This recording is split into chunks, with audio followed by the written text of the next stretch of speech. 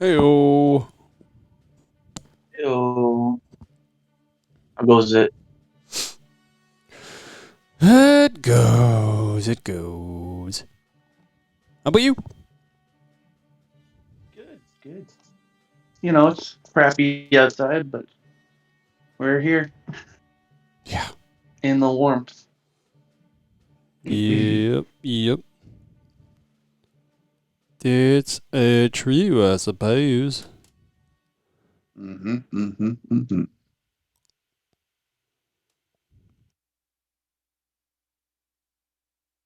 It's come to the end.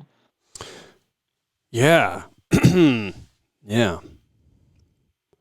Sure has. Yep. We're at the end. Yeah. More on that.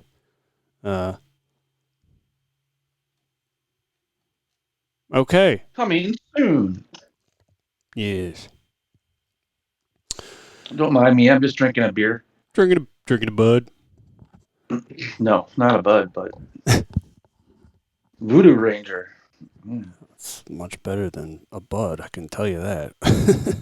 Yeah. And it's not It's not that I have a specific thing against Bud Light like other people around here. I don't either. You know my thing with light beer. I'm drinking the Voodoo Ranger Fruit Punch IPA. Oh, that's right. That one. That Yep. was not everyone thought was. I don't know. It tasted good at first, but it did kind of start tasting weird to me after a while for some reason. I just get this hint of fruit punch, and it reminds me of wanting a high C or something. But as a beer, As a beer. okay. Hey, did you, out of curiosity, I don't want to jinx it, but Yeah. did you ever get a stand for your phone or anything, or has it just been cooperating more lately? Cooperating better. I figured out a way. I still want to get one, but I'll wait until before the next Yeah. thing we do. Fair enough.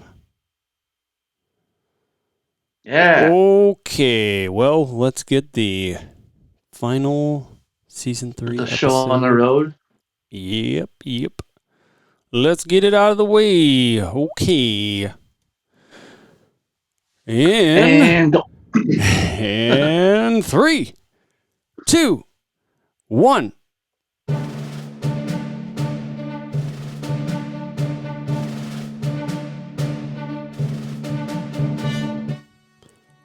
Greetings and welcome back to Disnerds Plus, where we talk about your favorite nerdy shows on Disney Plus. This here is episode number 35 of the program, and it is the 24th episode of The Mandalorian, which is just about as many as we've done episodes. The Return. This one, another the prefix. Today is Wednesday, April 19th, 2023. I'm Shane. Hey, Shane. What's up? I'm Mike. It's like you just don't introduce yourself. Hey, Shane. Hey, hello. How are you doing on this evening? This not so fine evening. It's a little gloomy up. I know. Yeah. Making it work. Got a Mando's episode, so that makes it okay. A Mando episode, you say? A Mando episode. The Mando episode. The Mando, in fact. Yeah. Right on. Yeah. That is true. And you know what we tend to do on this show is we always first talk about what was previously on The Mandalorian. Mm-mm-mm. You may notice, and this is the case. I always take the notes from the past episode, the description on the podcast itself, and today's no different. I shortened it, made them short and sweet this time. I know. I was gonna say, wow, it's really compact. From the That's what it notes. should be. You know, it's a recap. It should be simple. We had Kane speaking with Moff Gideon. We had the Imperial. I'm sorry. Yeah, it was the Shadow Council. That whole deal. The whole holographic version, Shadow Council. including the father of one General Hux, or eventually General Hux. You know, I like how the Huck's father, how he says Pershing. He's like, "Where's Doctor Pershing?" I'm like, Pershing. I'm like, why does he go so? He like emphasized the Pershing. It's like I don't know why. It just reminded me of Benedict Cumberbatch saying penguin, penguin. You ever see that that whole thing? Yeah. We see the newly formed IG-12 mech, I guess we can call them. Grogu's personal mech. Which I always get it wrong. Anzelin originally was in. Yeah. I don't know why. My brain always wants to go, is it Anzelin or Anzelin? Sounds like I just said the same thing, but in my brain, putting the emphasis on the wrong syllable is a constant struggle with me. But and then Grogu eventually ends up piloting the thing, and we the newly formed dual group of Mandalorians go and revisit Mandalore. Actually, some of them wouldn't have been. A lot of them probably were never there prior, right? Like the foundlings and whatnot. No, I don't think they were. But the Night Owl group, many, if not all, were probably there at one point, I think. Yeah. Yeah. They were on the main planet. Yeah. Yeah. Death Watch was on the other moon planet. It's been, I have to go back and rewatch some of that at some point, probably. But who knows if I will. Yeah. I feel like I'm going to rewatch a little bit of the Rebels once before Ahsoka comes out. Oh, like yeah. The last, maybe like the last 2 seasons at least. Sure. Because that really kicks into the Thrawn storyline. And it turns out a heavily featured character is also Ahsoka Tano in much of that. In fact, it's almost as if she were incepted from her origin was that animated stuff. It's almost like that. I know, crazy. So then they had to fight a giant Godzilla. No, they didn't fight it. They had to avoid a giant Godzilla creature coming out of the ground, which is like, what the hell was that even? But some random Star Wars monster. Yeah, it's like did Mandalore have to deal with that thing at one point? Like, just seemed. Well, they said that before the bombing, a lot of the indigenous species were dormant, and then once they bombed, then they woke them up. That's the gist of it, I guess. Gotcha. I thought you were gonna say like it mutated them and made them giant. No. Yeah. So then we wound up. The Mandalorians came across the forge where they were headed to, and they got swarmed by a bunch of these Beskar armored troopers with jetpacks, and they ended up leading them straight into a trap. There with Moff Gideon and his it's a trap. His new Darth Maul potentially influenced helmet suit in general, also made of Beskar, as he called it, a new Dark Trooper, I believe. Sort of new Dark Trooper.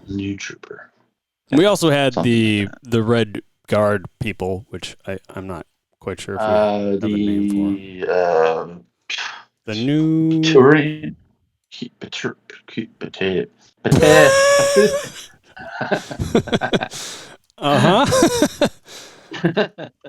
Red Red thing's literally Two are called Red Guard. in the Red Guard. Yeah, I guess we could just call it the Red Guard.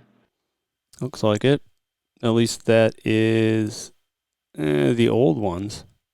But oh yeah, because it stems all the way back to. It stems all the way back to the election of the Supreme Chancellor, Palpatine. So, yeah, and then that whole thing went down, and of course we also saw. Well, we saw Axe run for or find a. I guess it was Paz pointed out a little opening up above that Axe used to go warn the others. And I'm just thinking to myself for a second,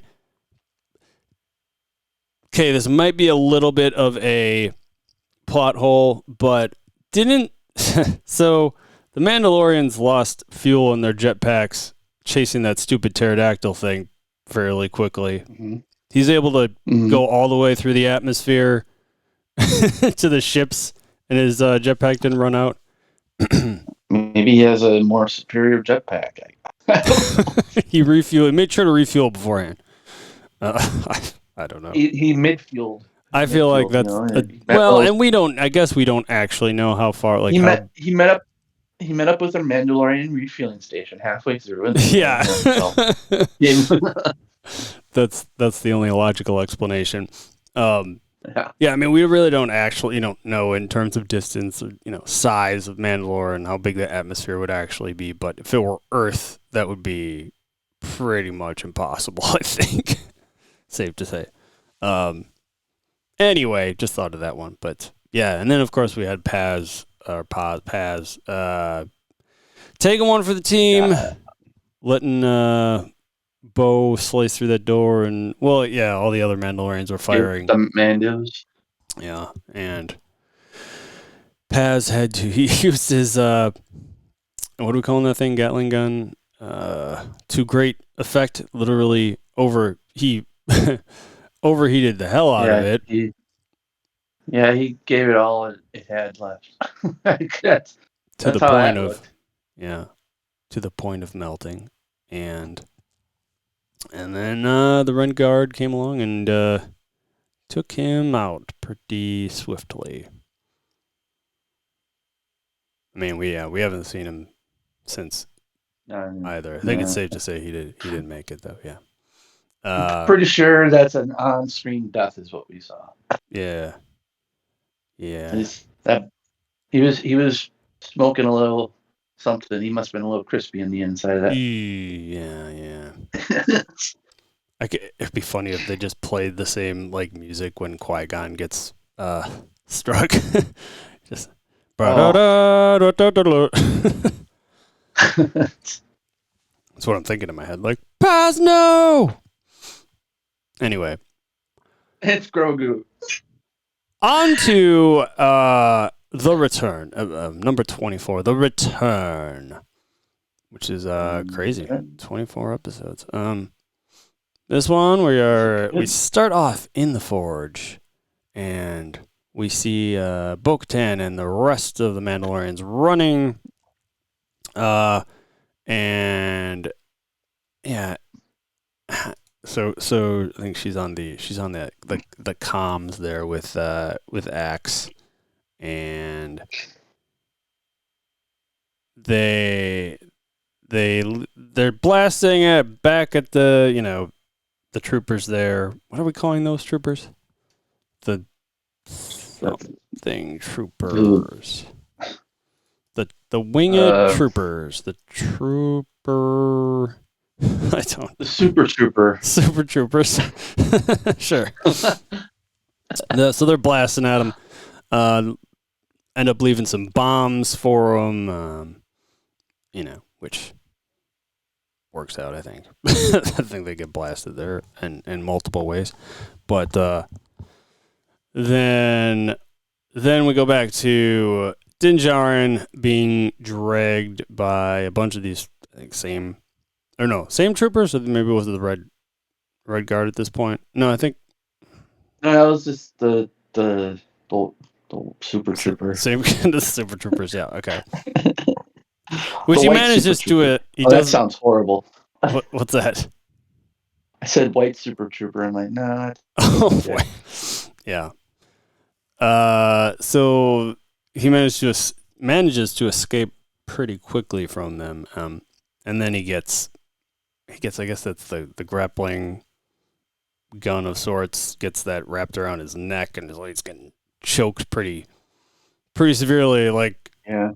if it weren't for Grogu / IG-12 coming along and hear the no again, I love that.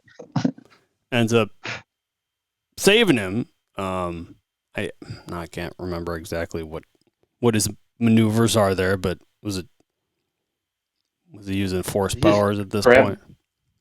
I think he just grabbed the blaster out that the trooper had and then broke it. And then it gave Din some time to recoup and stop him. Yeah. Yeah. And then Grogu starts using like a healing spray of some kind, I think. But I think that was Bantha spray, just like in the first season when IG-11 took his helmet off and sprayed him down with stuff to fix his brain.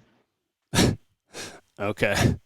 And Din Djarin says he's fine, and ends up getting cut loose from the grapple. He's free! Yay! So, yeah, Mando, he's talking to Grogu about how he should, how they gotta take out Gideon now. Like, he can't persist. They need to end this now. And You can't live anymore longer. yeah, and I think Grogu agrees. However, he signifies. Yeah, he kind of like does a little like, yeah. Yeah, he did. He did give a little head nod. So then Din Djarin communicates with Bo, and so Bo and the rest of the Mandalorians, they use their jetpacks to get back to the surface because one of them knows a hideout. So hiding spot, I guess. I think it's one of the, well, obviously one of the people that actually lived there from the pirate ship or whatever it was. And the sailor skiff. So right after that, those ties, the interceptors and bombers, I think. Yep. They launch nearly vertically, and maybe the fastest I've ever seen those things move. Just a swarm of them. And like bees. What's that? They're like bees. Bees! Millions of bees! Yeah. Bees! So at that point, then we see Moff Gideon using some sort of map. And I just think it's funny that they were color coordinated and sized differently. Like Grogu had basically his green complexion, and I don't remember if Mando was silver. How did he know that how did he know that was Grogu? Like, he just like, oh, must be Grogu. Let's mark him green. I mean, maybe the mapping system like is able to use like a color picker. Or they just have I guess, I mean, they did take his blood, so maybe they have his like blood DNA on file it. The sensors read, and they're like, oh, there he is. Like, there's a little green guy. You just made me question, like, does that species, we've never seen their blood, probably. Oh, I don't think so. Never bled. Maybe they don't have blood. Maybe they're made of sand. Yeah, sure. That works. or cotton. Could be anything. Yeah, they Polyurethane. just split open like a stuffed animal. Nice. So then Mando tries to get a hold of or gets a hold of R5 to tells R5 to get them the location of the command center. To which R5 then jets down, uses the old jet, whatever you call those, thrusters, I guess. That of course Jetpack. we've at least seen R2 use. I mean, sure, many of these astromech droids have used, but it wasn't. I think Attack of the Clones was the first time I remember seeing, R2 used. I mean, it's just implied that they always had them, but 1977 technology just wasn't up to par yet. Yeah, and like anything else, I'm sure there's many use cases that R2 could have used those for in the previous movies, but He's full of surprises. yeah, it's just one of those things. Like, what are you gonna do about it? Like, just suspend your disbelief and all that. Yeah, basically. Along with running out of jet fuel, jetpack fuel, but Jet fuel for you. or again, explosions in space, sound in space, bombs dropping in space, all that stuff, all space based. But Stuff that really wouldn't happen in space. yeah, it's all revolving around that. And again, lightsabers, not or they could just put their helmets, or they can just put their helmets on, and just go out in space, and like, oh, we're good. Like, no, you're not. That wouldn't be a thing. Yeah, that's a good point, actually, because that's another thing X did, wasn't it? But I gotta remember, this is science fiction, so it's like science fiction has no like laws of physics involved. Yeah, did we say science fiction or science fantasy or both, or what's the? It's both. It's both. Yeah, because it is fiction also. It's science fantasy fiction. Yep. That mouthful. So, Oh.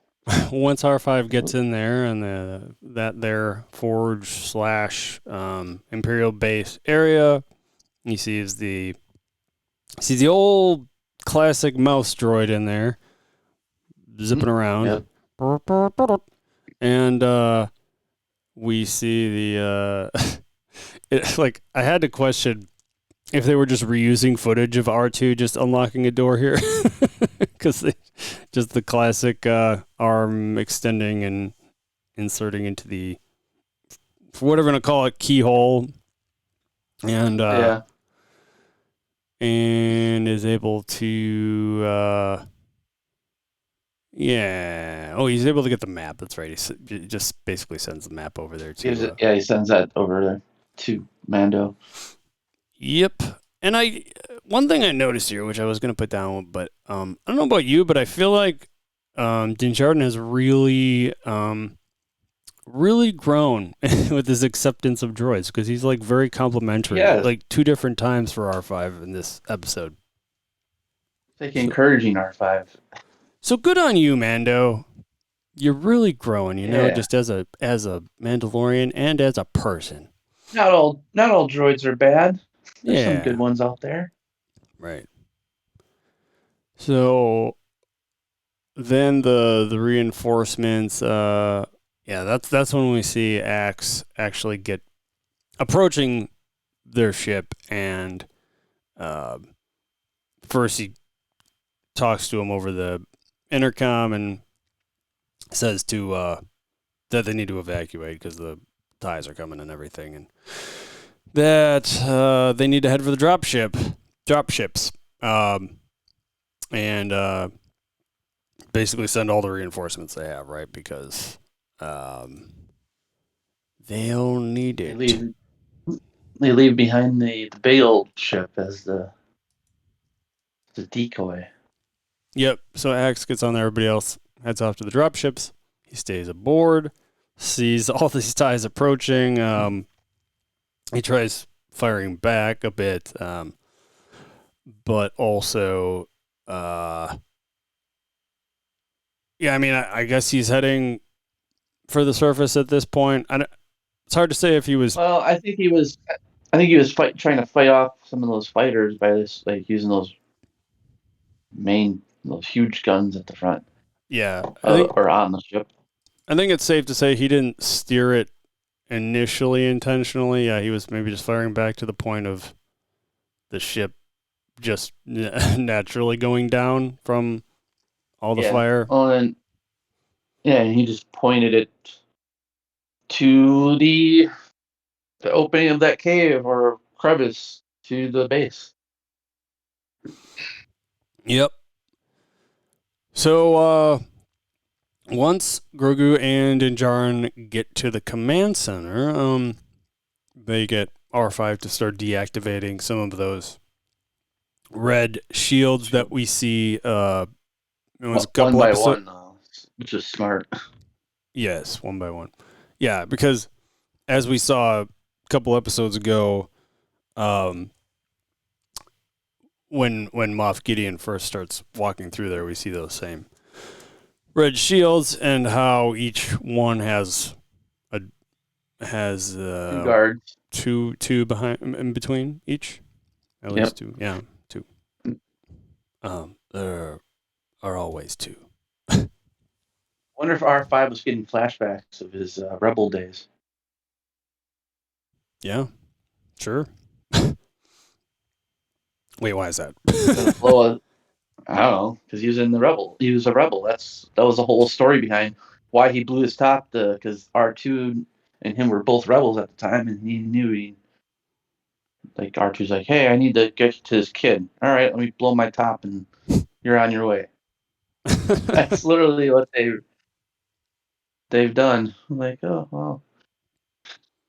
Nice. Well, so yeah, he manages to get that first shield out of opened up, and then Din Djarin just starts taking him out pretty rapidly. Takes out the first couple. Stage 1, stage 2. You notice every time you got through one of the red shields, that the troopers had like upgraded armor or new weapons. I was like, all right, level 1 done. Oh, I did not. Now I got to go on to these guys. Yeah, that's funny. Just the first ones I think had knives. The first round had knives. The second ones had blasters. The third ones had those stick things with the electrical at the end, and I believe they had shields. And then by the time he had all that, he was like, all right, well, open up the last shield, and then took the last two out, which I don't even know what they really had as weapons. I think they just had blasters. I'm like, okay, cool. Yeah, they didn't have the Pez Vizsla style weaponry. Yeah, you'd think they'd be like the heavies at the end, be like, all right, let's just have our machine guns ready to blast. No, instead they were the here's a reward for you after all that hard work. Yeah. We left 2 troopers that don't really pose a threat to you now at this point, but go nuts, there's 2 more. Yeah, so they that's funny, I didn't think about that like a video game. That's awesome. But yeah, one by one, in succession, as you alluded to, Mando starts asking R5 to slowly open each shield after taking the other ones out. You'd think that the troopers would have the ability to. They did. They tried to. That's right. They did try to. R5 blocked them out. That's right. I think R5 was the one that's like, I got control, bitch. Nice. So in pretty rapid succession, he's able to. I would do if I was R5. Yeah, for sure. So in pretty rapid succession, he's able to get through all those troopers. And then one of those mouse droids actually does find R5, and it's like alarm starts going off, which I would have assumed is tied into the rest of the base somehow, but I guess not. because, think, but or yeah. maybe, I guess everybody else is preoccupied. Yeah, I mean, I guess the forces are limited. I mean, if you think about the last episode when they're talking in the Shadow Council about how these two forces have all the resources, and we're not everyone's picking from scraps, kind of. Mm-hmm. So maybe there was just not enough, no one really around to like take care of that except those little mouse droids. Mm-hmm. Yeah, so let's see. The So after that first one finds R5, R5 is able to tase it tase it away. And yeah, they initially that stops him from opening that last shield, I guess, and then uh Mm-hmm. once he's able to tase that one away, he gets the last shield opened up. And then we got the multiple mouse droids end up circling R5, and then he's able to use his jetpack to fly up out of the way. I don't even remember. Do we see what happens to him after that? I feel like that's the last we kind of. That's the last we really saw of him, and he kind of just took off. Yeah. Yeah. R5's New Adventures. The Adventures of R5 coming to a theater this fall. So then Mando and Grogu end up entering this clone area, which, like, at first I'm thinking, like, are these aren't going to be um, the, like, Palpatine clones or whatever, are they? They're the. Yeah, I when I started seeing them, I'm like, hey, I bet you those are Gideon clones. I was like thinking about it. I was like, those are Gideon clones before I Yeah. even knew it was Gideon behind it. No, smart. Yeah, but like I was definitely reminded of the Rise of Skywalker Snoke tanks you briefly see. Well, it was also because he said a line last week where he said the best part of the his dark trooper armor now is that he's in the one in it. So when we see these clones, it's like, oh, that's what he literally meant. If he gets more like him in these suits, he'll be unstoppable. So I was like, yeah, there he cloned himself and put a little force pizzazz into him. Yeah, that was a good observation. I guess we did see on Navarro at one point some sort of cloning area, right? And it goes back to last week with Persian was like, I heard you were doing your own kind of cloning thing. He's like, oh, that's your expertise, not mine. Come to think Of of course, he it, was lying. I'm honestly really surprised we did not. And jumping ahead here, but surprised we did not see Pershing again. Like, Yeah, isn't that weird? well, Like, is he just I supposed to guess be he's. dead? He might. Well, I don't I don't know. think he's dead, but that might be something Future something. that's that's an Maybe open plot. he might just show up in the Filoni movie. Maybe. Um. Or one of the next shows. There's still you got Ahsoka, you Yeah. have True. Skeleton Crew that's supposed to be part of this Mandoverse, what they're calling it now. So Nice. So yeah. yeah, Uh. They do see that it is, as you said, Moff Gideon clones, and then so Grogu still in his IG-12 suit, approaches one of them, and of course the eyes open for whatever reason. Gets a jump that was scare there. creepy. So Din Djarin goes to the controls and he hits a few buttons, and it doesn't take much to just empty them entirely. Just open them up and He purged them. yes. And you would think after that you'd think they'd do something with that though. That they would animate them temporarily, like they'd have to face them, but no, that was just a one and done. Make him even like yell in agony, like Anything like they just kind of it was go. just water just flushing out, and IG-12/Grogu is running to get out of the way. Yep. So they take off, and then we see the Mandalorians arrive. The rest of them end up finding this or getting to this cave that they had mentioned, this hiding spot, which had a whole bunch of greenery in it.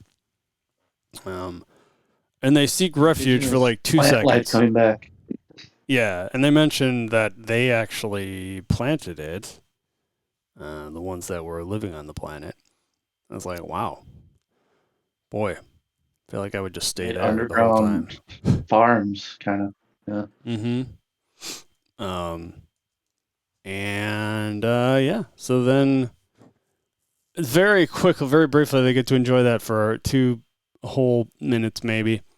And the armorer communicates with them, with Bo, that the reinforcements have arrived, and then they pretty much, just as soon as that happens, they take off again, meet back up, and now both groups are side by side, jet packing away, and we see Bo-Katan and the armorer side by side. That's right, the armorer is here to fight, and definitely not a spy. Yeah, that threw me off. I felt like that was the other spy, because they said spies. Yeah, but I think they're so Elia Kane being one of There's them, still right? a spy out there that we just don't know yet. Maybe The Phantom Spies. Phantom Spy. Yes. So And they'll be revealed in Andor. So what is one of them? One of them supposed to be Elia Kane, though? Yeah, I believe Elia Kane is one. But was there... What? Who were they? Was it the... It said spies. Spies is plural, right? Yeah, I'm pretty sure. Pretty sure there should be at least 2. Sure. But who's the main... Spy? Who was the main... the main one, I guess. Like... You say Elia Kane was supposed to be the primary spy? I mean, maybe. Because she's like just briefly at the beginning of that episode. So, what am I missing here?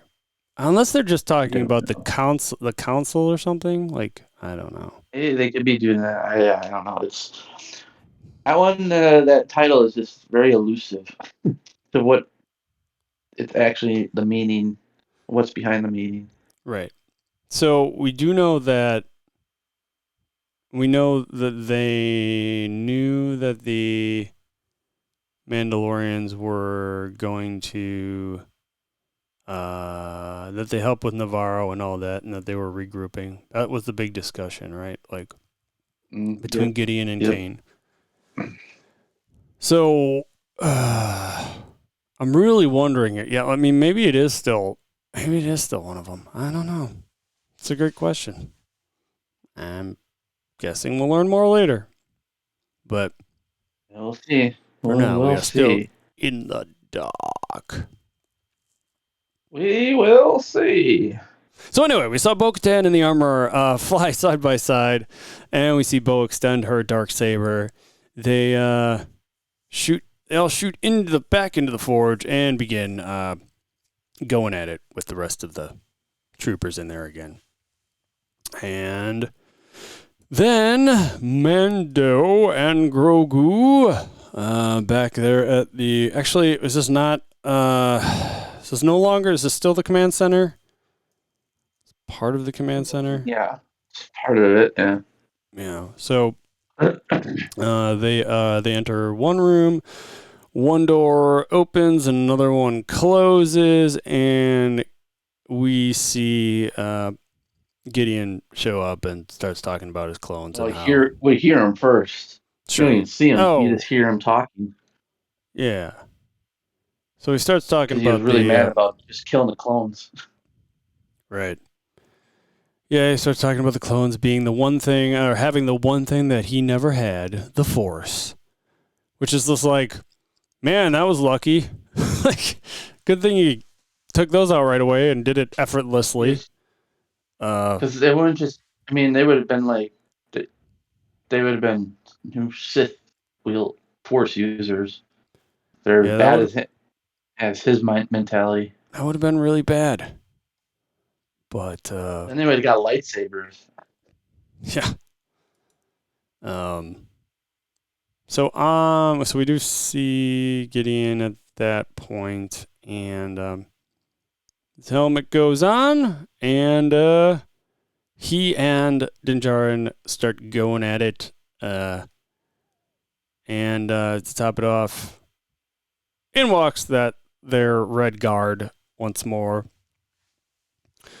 and they start really doing quite the number on Djarin, and it's not looking great. It's looking initially like he's going to go down like Paz did, but of course, in steps the mech unit IG-12 and Grogu piloting that, and we get the no again. I loved it. Yep. So then they so what was it here? The red guard ends up fighting with Grogu in the next room. Is that what happens? Yeah, Yeah. yeah. They The guy Red Guard takes him kind of. I kind of think Grogu was like leading him that way. Like, all right, I got this for a little bit. yeah. Yeah, they wind up Well, and I think the doors close, right? Behind him. And yep. so it doesn't take long there, but well, Mando tries to go after him, but he gets once again that grappling wire around his neck and pulled away. He can't get away from being choked. Jeez. Yeah. Keep trying to get choked. It's like, what the heck are you guys doing?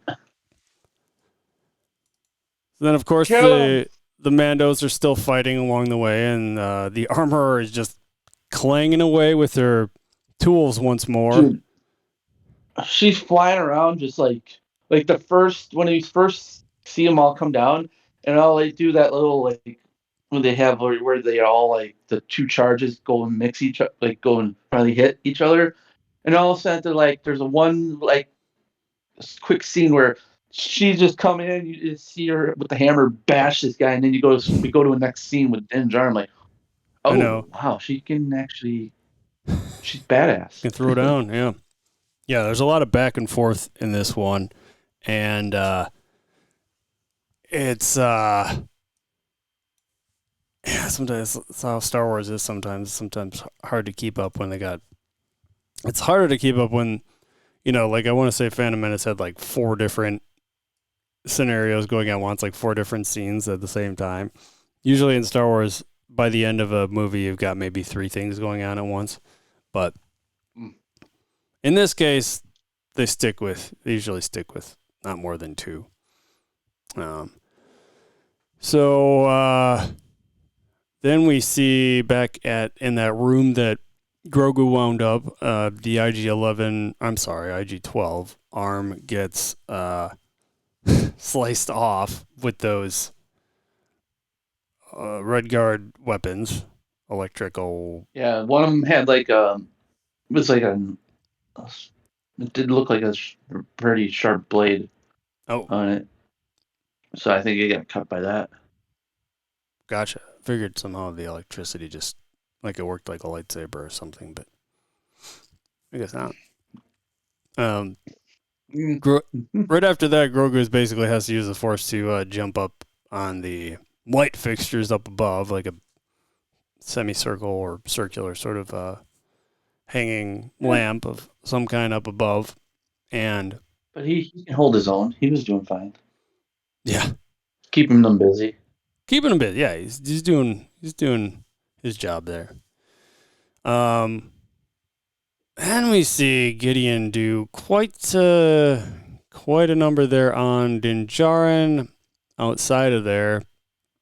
And, yeah, so I think he gets knocked down at one point there. But the, yeah, that's right. It's right around that time where, we see, who is fighting Mando? There's still Gideon fighting him, but Yeah. I see. So the dark saber, Bo slices through, I think, one of the troopers in the air, and then pretty quickly is actually able to. Yeah, and then she sees Gideon and Mando fighting, and then she comes down. Yeah. I think Mando is struggling at this point, and then she like pushes Gideon out of the way, so he attacks Mando. Yeah, Or Din Djarin. She was actually able to get there pretty quickly. Yeah. Yep. And then she's like, "Go get your kid. I got this." Oh yeah, that's right. And then her and Gideon go at it, and Mando goes and breaks in the other room to help Grogu. Yeah, how did he get back in the room there? I have no idea, because all of a sudden Grogu finally gets knocked out off that light fixture, and some of the blight stuff falls on him, and he's trying to Right. The guard is about to kill him basically, and then all of a sudden Din is just there, like, oh, look at he got through somehow.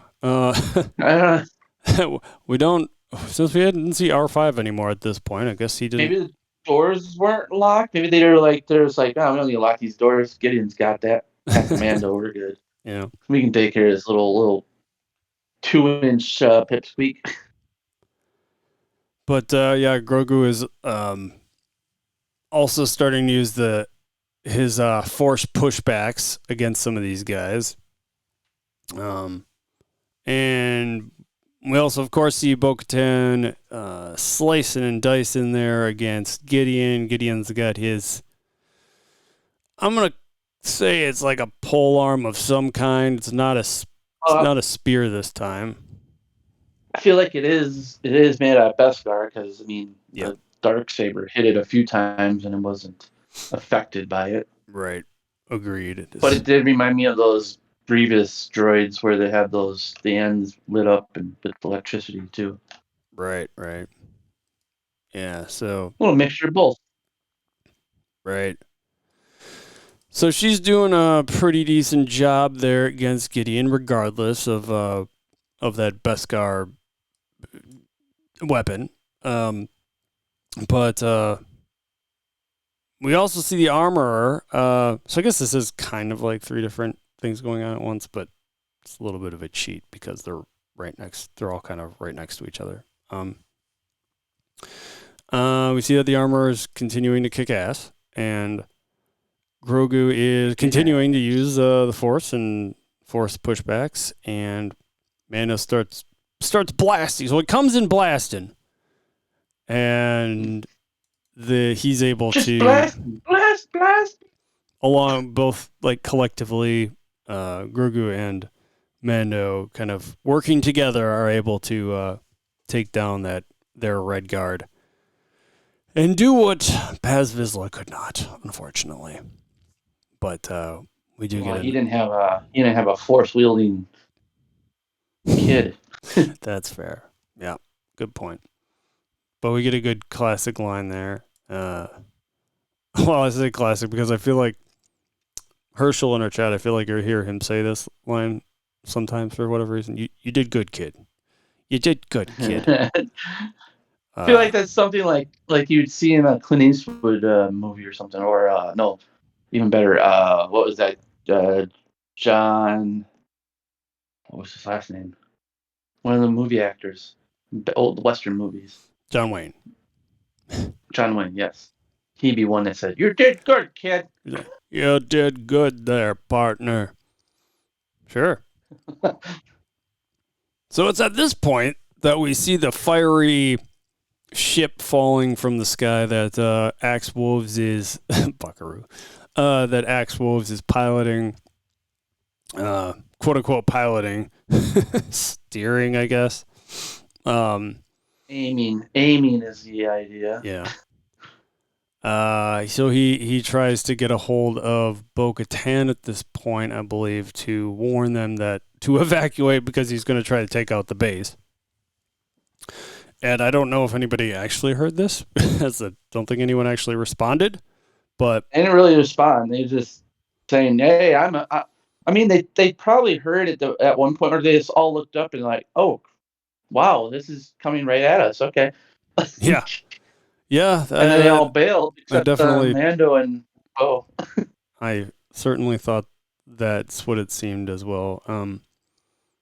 So we see that Bo gets knocked down. And this was kind of a weird scene to me because I had to rewind this several times to understand what was going on, but because there's like at one point you see like a little explosion in the back, and I guess you see all the Mandalorians in the background flying around, like zipping around like they're little flies, because it really does look like insects in the background, like they're just all little blurry dots basically, and you see one of them crash into a wall and explode, but couldn't help but noticing that. But so at this point, this is the point where Gideon tells Bo-Katan that if she hands over the Darksaber now, that she'll give her a warrior's death, which something tells me he wouldn't actually do that, but you can safe to say. He doesn't seem like the trustworthy type of person. I mean, she said he's already broken his promises before, so yeah, certainly not. So she tries to give it one last ditch effort. Swings that Darksaber up at Gideon, to which his response was not certainly not what I would have expected, considering he wanted the Darksaber back.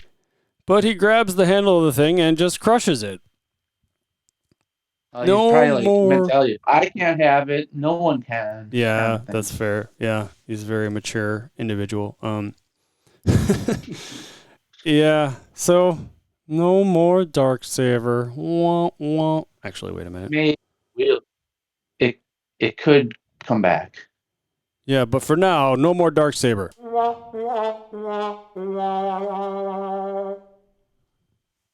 No. The end of the Darksaber for now. Could come back, maybe. No.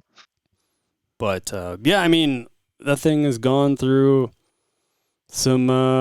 It's gone through some stuff over the various series. Couple hundreds of years of lore for that thing. Just to have just to have a Beskar gauntlet basically crush it. Yeah. I mean, that's all it took. Like literally yeah, I mean, I don't know if the Darksaber. I would assume Darksaber is made out of Beskar, but a Beskar against Beskar would probably, could probably just crush it. It's made of Beskar. That's interesting. You know, I was like, not the Darksaber. Yeah. Would you break the damn Darksaber? Why would you do that? Yeah, it was weird. It makes me think if Gideon were just wielding the damn thing, that it would he would have just been able to crush the thing if he gripped it too hard. But who knows, man? Who knows? He also makes a comment about how Mandalorians are weak without their trinkets, and then Bo has a line about how they're stronger together. And in comes Mando. Start shooting. And they're back to blasters. Back to working together. And then we see Axe once again aiming the ship at the base there, and I really thought he was going to go down with the ship, but thankfully he is able to shoot out a window and exit. And all I can think is like, again, if that were Earth, like I feel like that wouldn't have gone so well. If you blast out a window in like a aircraft, I don't know, I mean, you would get flying down sucked from out possibly, but who knows? I don't know how good you would be, to just get sucked out a window without injuring some kind of limb. Yeah. You know, he somehow got through the whole thing and without a scratch. What? Yeah, he looked like he was able to get out that window on his own accord, I think. On his own accord. But he gets out at the last minute, and of course, as you said, the other Mandalorians do see this and fly off. Fail. Yeah, they The basically little are flies like, run. "Oh damn, I'm out of here." So then, yeah, Gideon's back to doing a number on Din Djarin, and now Bo-Katan is able to defend him with her hollow shield, if you can call it that. I think that's probably a suitable name that's for it. fair. That's a fair name. And just in time for the base to start crumbling to smithereens from that ship hitting it. And we see Bo-Katan rush back toward Gideon. And to save the day once more, Grogu, using the force push.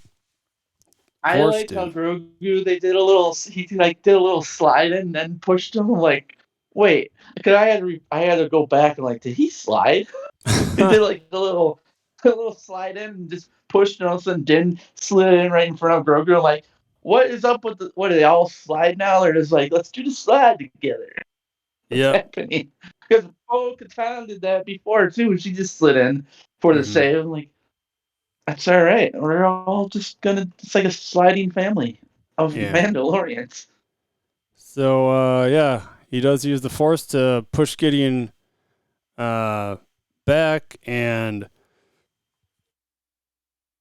I think it was there was two times. I think it was initially with his weapon and then with his blaster or whatever. Maybe not in that order, but uses two different weapons to.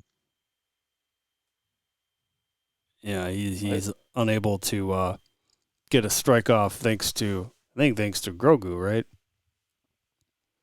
Yep. And then we start seeing those flames pop up from that ship crashing, and Bo and Mando just kind of duck down, try to duck and cover, and immediately Moff Gideon is engulfed in those flames, and then there's You think he's dead for sure? Yeah, I hope so. But maybe not, being in that armor. Maybe you think that armor would like heat up enough to just boil him anyway, but yeah, I don't know how much heat the resistance it has. Yeah. Between the outside and the person inside the armor. Right. So then we see, after a brief pause there, we see Grogu is now using the Force to create a virtual force field of some kind around all three of them to protect them against all the flames and everything. Whenever I see like representation of the Force around fire, and like that's literally the Force is like a bubble around them. Right. It's like creating a bubble of energy. So once those flames are done, which I don't know why they just kind of stop, but Grogu kind of just falls. He just kind of drops down, understandably. A little bit exerted himself a bit, overexerted a bit there, but just a little bit. And then after all that, in comes the morning, and we see the whole forge area there just kind of burnt to a crisp. But Mm-hmm. then, well, I guess we don't need that right now. We're back to the living waters. And we see the drums beating again, and in comes Ragnar, the recently... Wait a minute. Didn't you... What happened to the forge? I thought the forge was lit first before this. Nope, not yet. Oh, I must have mixed those two up. Not until later. But Ragnar comes in the recently... I don't know what you call it. Not obviously not widowed, what the term is, but obviously he is now fatherless, I guess. But he kneels down. Yeah, it's an orphan, maybe. I don't know. Orphaned is really the term. seen his mother. So. Yeah, that's the term. So he kneels down before the armorer and has him repeat the vows or the creed or whatever you want to call it. And he basically gets baptized. So he gets the living waters poured over his helmet. And then Djarin comes in and plops Grogu down and then requests that he be added to the song. She goes on to the song. She goes on to say that he is too young to speak, so he's too young to take the creed. And then he asks, well, what if it were a parent or whatever? And she said, well, his parents are far from here, if they're even alive. But she does confirm that if his parents gave permission, that would be okay. Keeps finding loopholes. He's really good at that. He is and very, very good at loopholes. So then we get, almost makes me want to tear up. We get Djarin saying, he'll adopt Grogu then. And she says, this is the way, of course, which we hear constantly. In a very nice, gentle way. Like, oh. And then we get the armorer saying, you are now Din Grogu, Mandalorian apprentice. Din Grogu, that's right. So I got Din Grogu. So does that mean, is Din actually like a Darth prefix? Like kind the of? Surname is first, and then your actual name is second. I mean, sure, yeah, you can do that. They kind of do that in Star Trek for one of their species. Yeah. Or their surname is first, and then their name is actually last. Mm-hmm. So I guess to say that. I guess the armor is pretty capable, though. She was able to just kind of take care of that. It is done. Yeah. I have the power. It is done. Yeah. So she also says, now they got to leave Mandalore. To go on some of their apprenticeship journeys together. More journeys. Oh, boy. We just got the planet back. Now you got to leave. Get out of here. It's like, oh, man. But secretly, I think he's like, peace out, y'all. And we do see Grogu kind of look down into the waters, and then the camera zooms down deeper, and then, of course, goes to the mythosaur. Mythosaur. Presumably sleeping mythosaur. I wonder if Grogu was communicating with the mythosaur through the Force, because that was what it was implying. Yeah, why not? And sure. We know Force users can connect to creatures very well.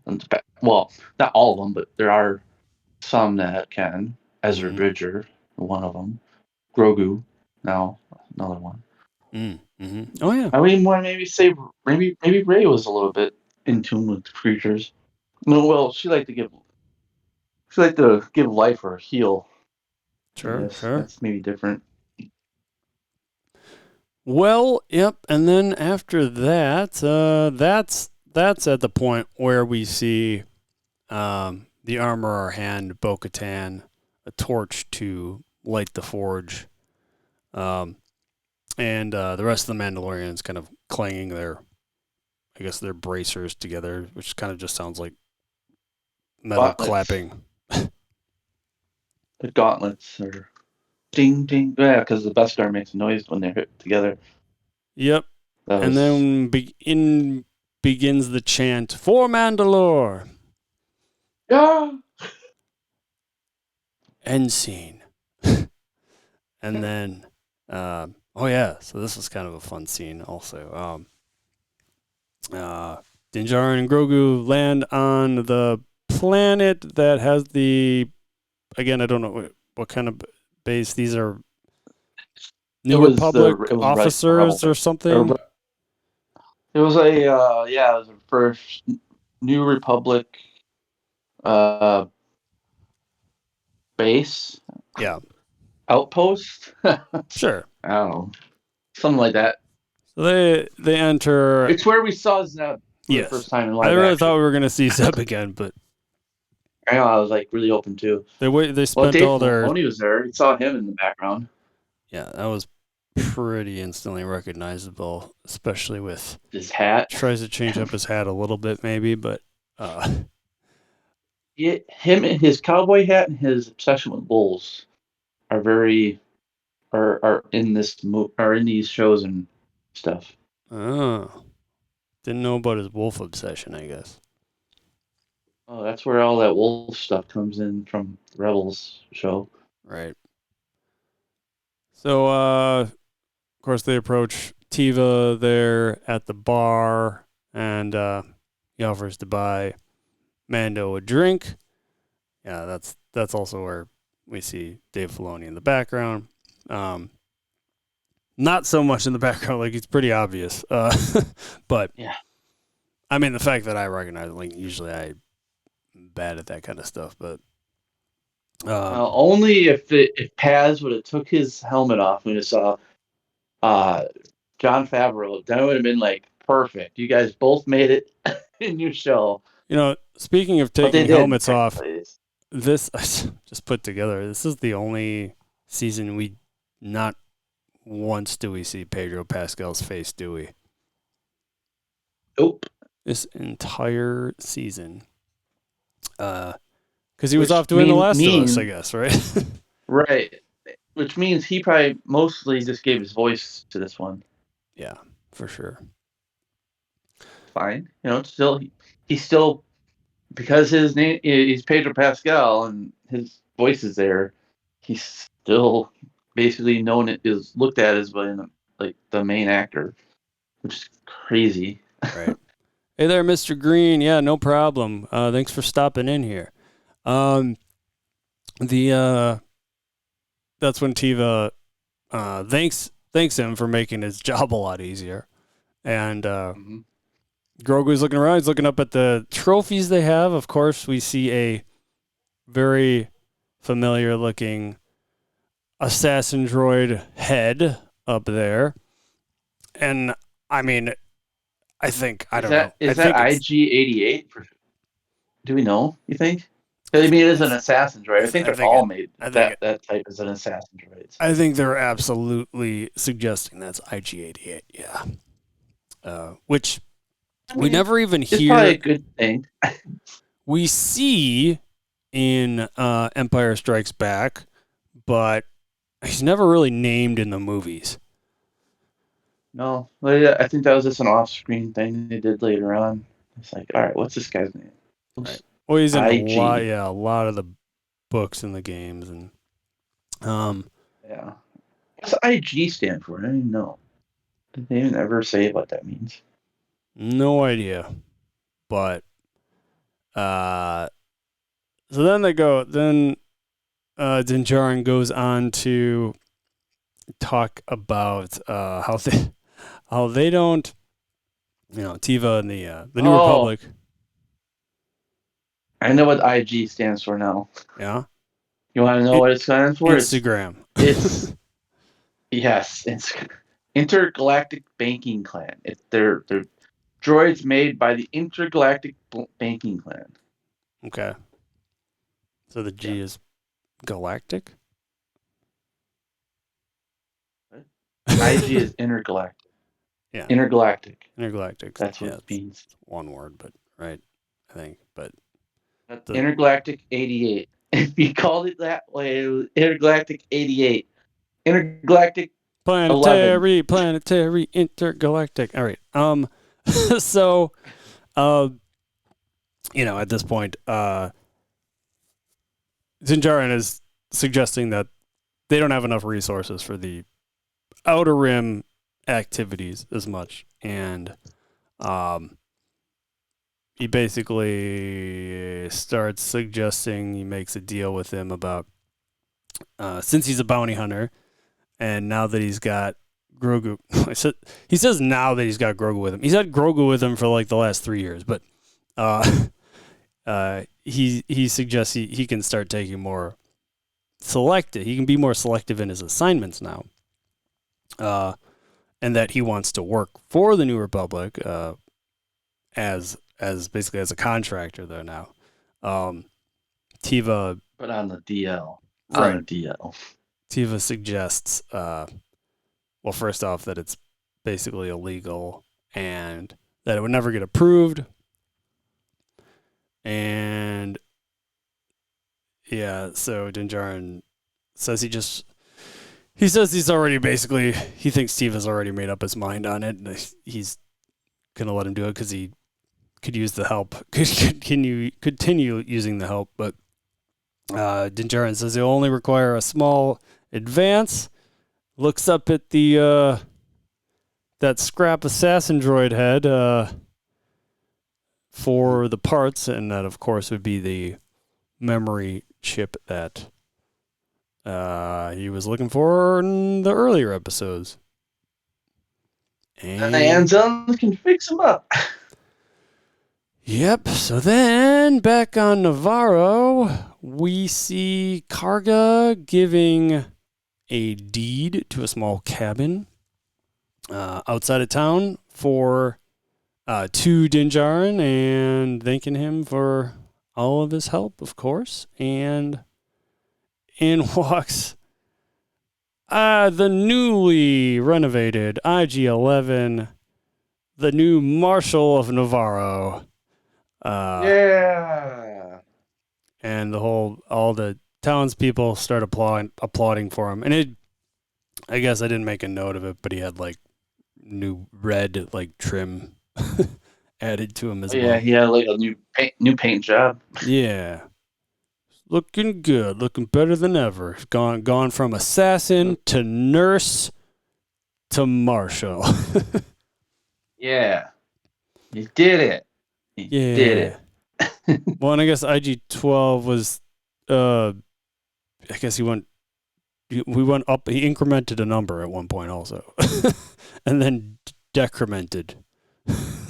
Yeah. Like, because I assume the body parts were not really changing. I mean, they had to collect him at one point from. My poor body went through a lot of stuff while he yes, it active. Did. Yes, indeed. Oh, I don't know why I put that. It's obviously Grogu was the one at this point.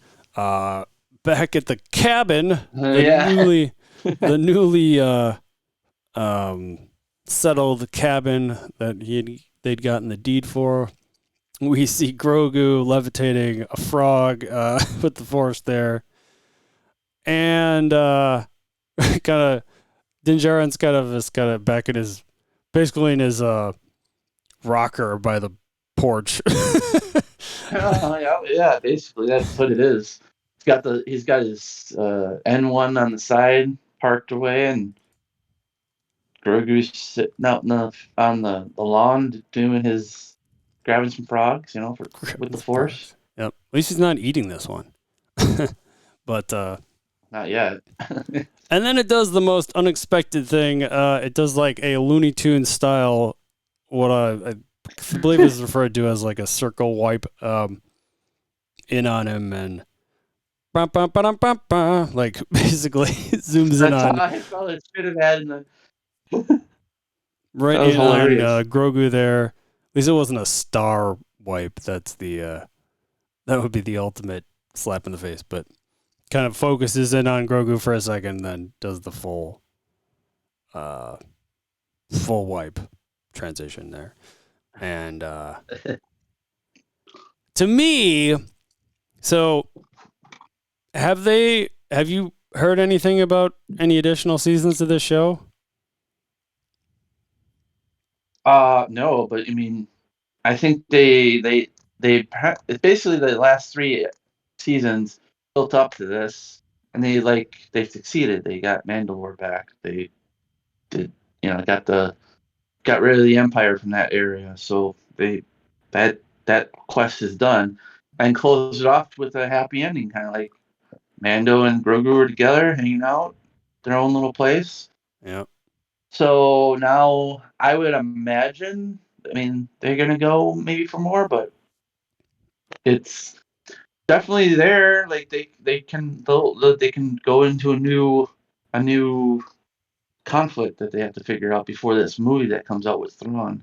That's See, probably going to be what it is. It's going to be some more stuff to do with Thrawn if they get back in yeah, season 4. but I do think this is. I think all signs are pointing to this being the end of this series because, Yeah.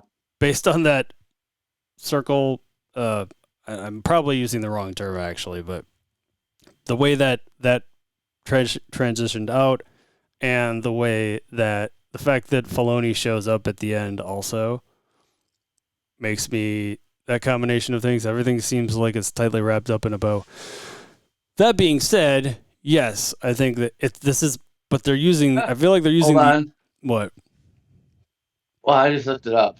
I was like, you know what? Internet's right in front of me. Let me look it up. Yeah. According to series creator Jon Favreau, The Mandalorian is already definitely getting a 4th season, and he's already written the scripts. Oh, all right. Well, I mean, I'm not going to complain, but it did seem like it was a nice way to end it.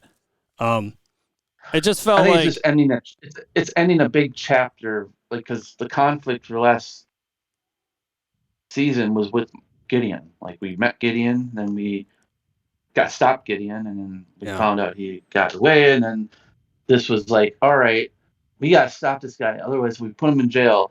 The New Republic isn't going to do anything. They're just going to put him in handcuffs, and then he's going to escape again. yeah. So they're like, I think this was just like the chapter of like defeating Gideon and getting back Mandalore. Well, it's almost Now like they there's going to were. be It's almost like they were wrapping it up just in case it didn't get renewed for another season or something. Like sometimes shows will do that.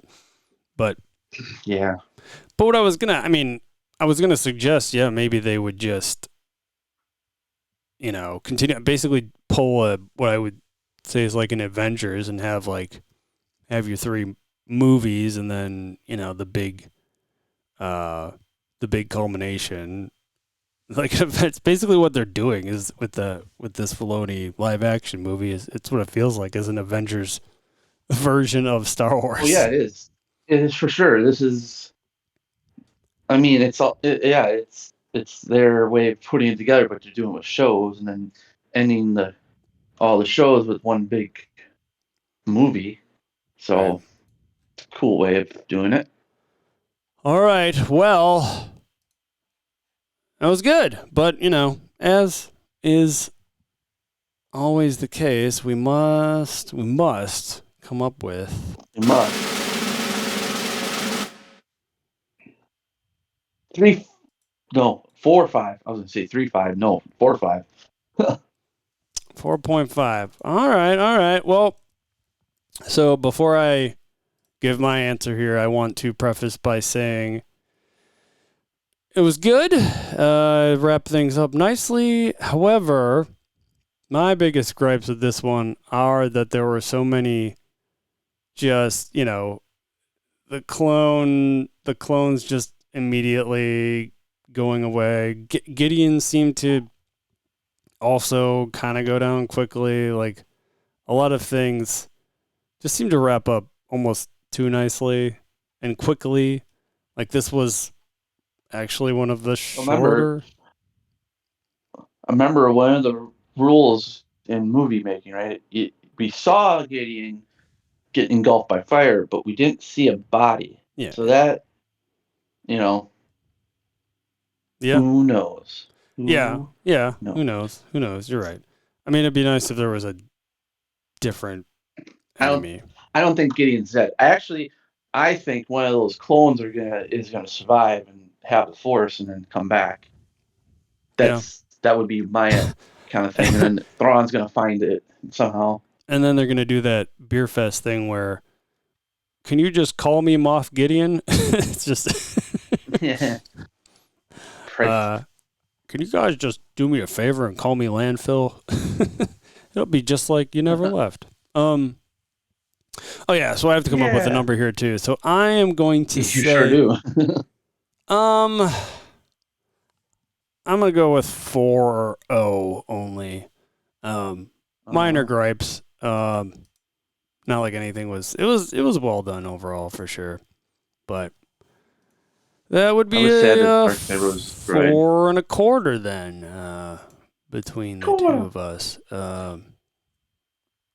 Yeah. So I suppose that being the last episode. What was the overall? Yeah, gotta do that quick math here. Give me a moment. I can do this fairly quickly. I should say the average, the median specifically.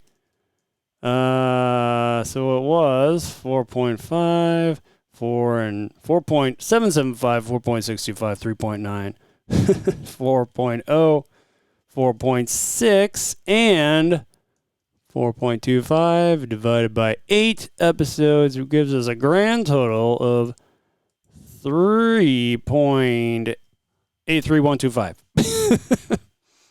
Nice.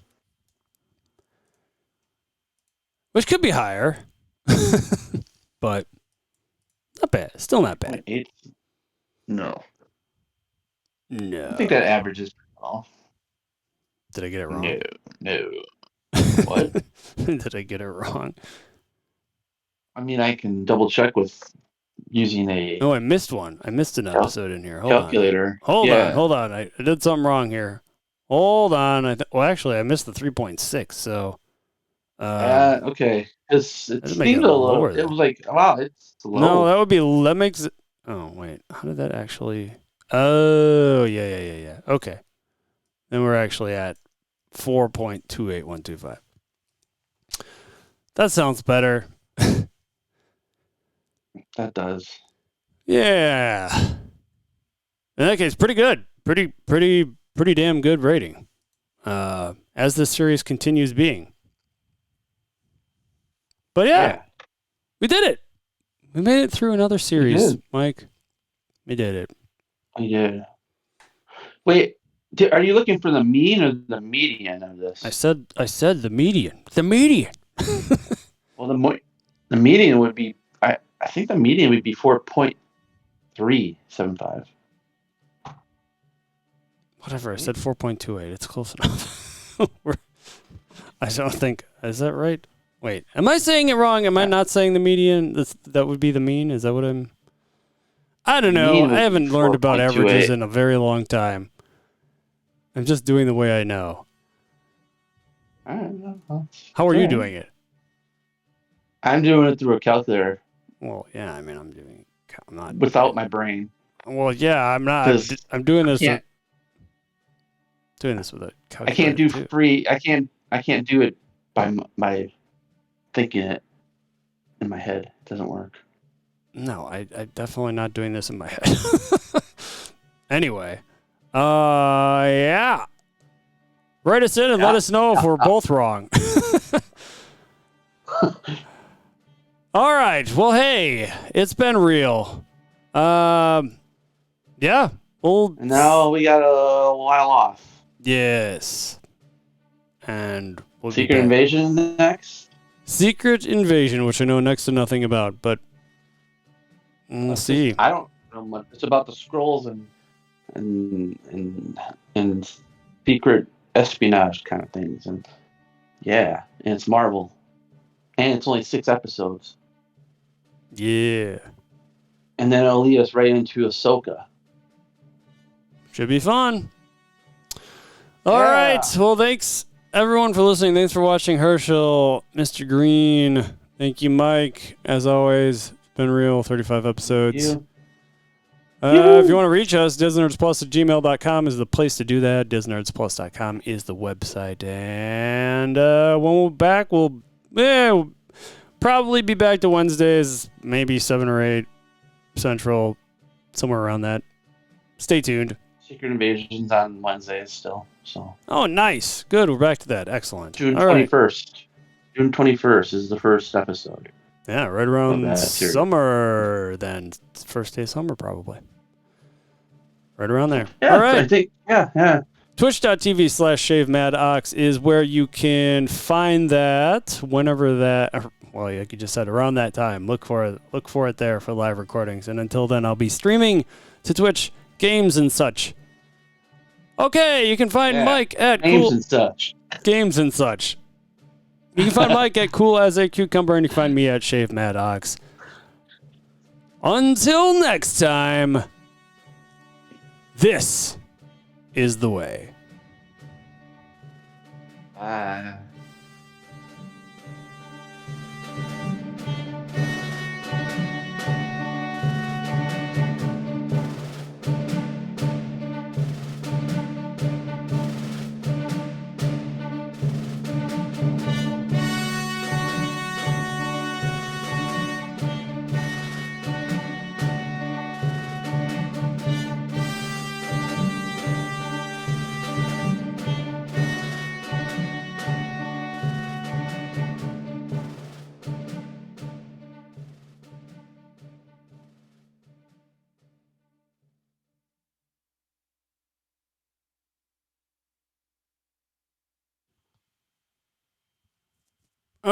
Okay, so when you say you were calculating, I mean I'm just using the search to calculate on the computer here. But what's your process here? What's the formula? Well, I just went on Google and said look for a median calculator, and then I entered in the data sets and it calculated for me. So what I just do, whatever it is, I always thought it was the median, but I'm just adding them all up and dividing by 8. Yeah, it would be the right way. Yeah. But that's the mean you get. I don't know how that. Hold on, let me see. How do we get the median? The median is the value in the middle of the data set, meaning that 50% of the data points have a value smaller or equal to the median, and 50% of the data points have a value higher or equal to the median. Oh, yeah. Median is, I mean, I would think the mean would be sort of the more closer to an actual average because then a median is really just like the middle of the lowest and the highest numbers, right? Am I hearing that right? Something like that, yeah.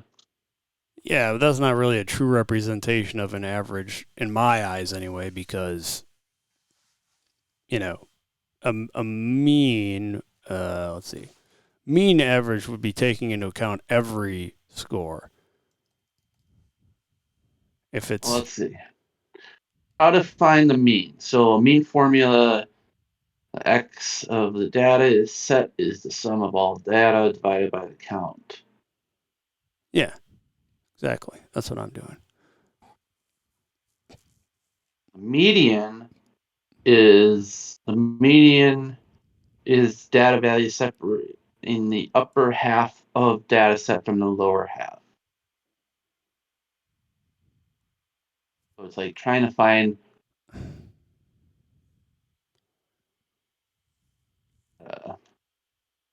like what's the middle number. Yeah. Anyway, I just do what I can do with a calculator. Huh? I just do what I can do with a calculator. I do what I can do with what resources are out there on the internet. Yeah. Right. I mean, they're both very close. They're both about 4.3 regardless, so. Yep.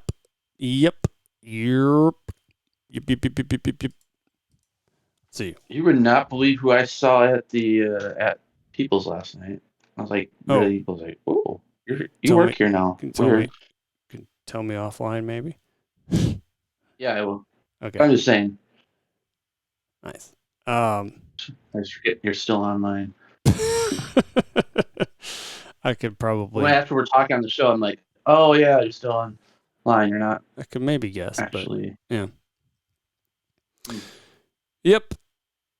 I don't cease transmission until I tell people I'm ceasing transmission. Gotcha.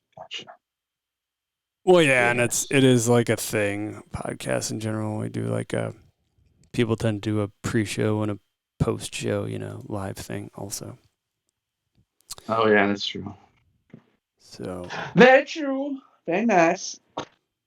All right. Well, I suppose I know The about average range between our data set was 1.175.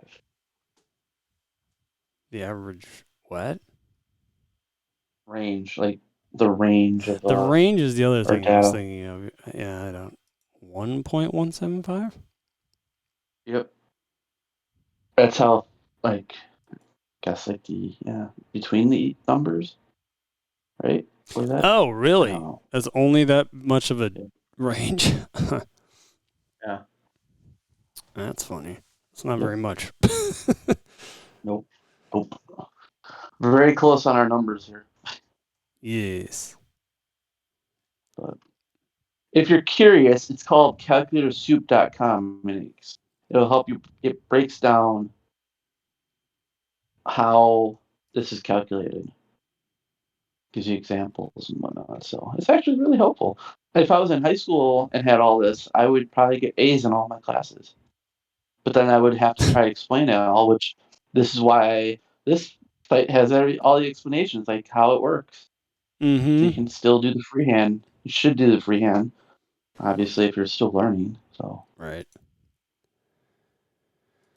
that's how I learned Okay. everything I wrote out. Well, Yeah, I we're done suppose. for a while. At least 2 months now. What was that? Yeah, we have 2 months off. Yeah. All right. No, Nice. because it's 21st and it's 19th now. Yeah, we're just slightly over 2 months. Nice. Not bad. All And then right. back at it. Oh yeah, sorry, Mr. Green. Sorry I didn't get a chance to respond. We were talking about the Mandalorian, and last season of season 3. Here, the television program on Disney Plus. All right. Well, I suppose I better get to posting this episode. So we shall see you. See you later. Well, see you later. Adios. Have a great night, everyone. Bye-bye. Yes.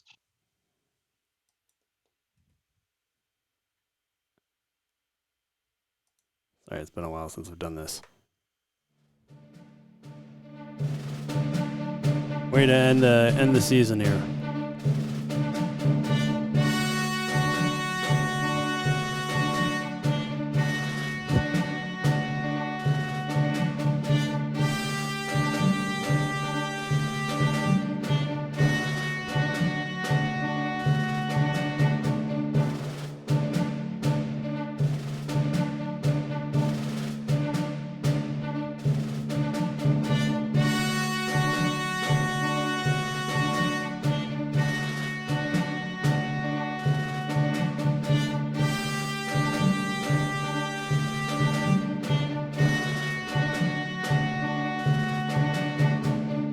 Good night, everybody.